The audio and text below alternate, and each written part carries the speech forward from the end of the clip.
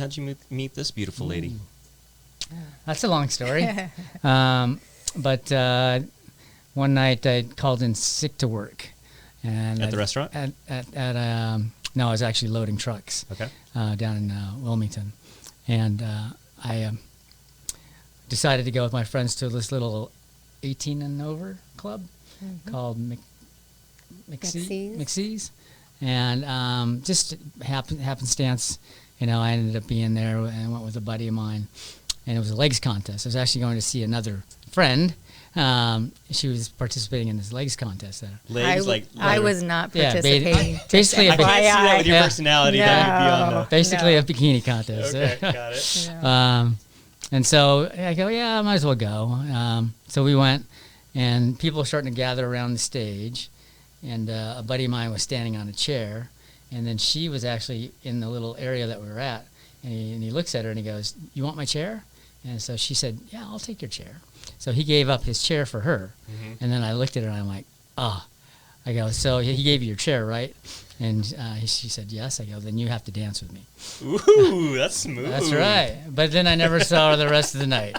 She avoided me like the plague. Okay, I'm going to go with this guy. Right. So, so I didn't really connect with her until we were leaving.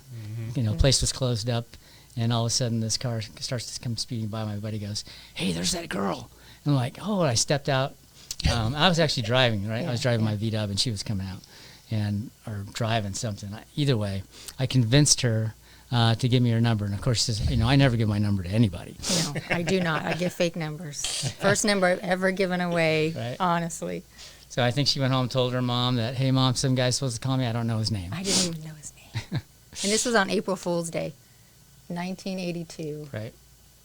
So you're lucky that you got the real number, because that would have been a great April Fool's joke. It would have been. Yeah, it was April Fool's Day. That's right. Yes. That's one of the anniversaries that we celebrate. Yes. So what was your first impression of this strapping young lad, towering He was 5'9"? very good dresser. Yeah. I do remember that.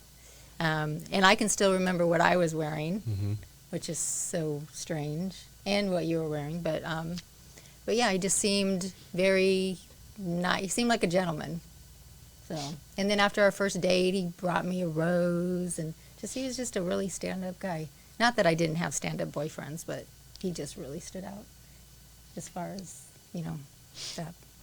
Yeah, that genuine character that you could tell. Yes, right from the beginning.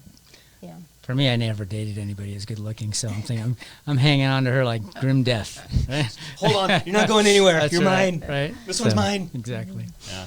And How long did you guys date for? A year? Yeah. A year, Not and very then long. and so the honest story is that we dated, and then we said, "Oops, someone's coming," so then we decided that maybe we should get married since we're going to have a baby and give that a go. Well, you're a very committed person. So. Yeah, I had some good role models. My parents, for one, in terms of their commitment to each other, and an uncle and aunt who were our mentors as our young married life started. Mm-hmm. So Christian life. yeah, and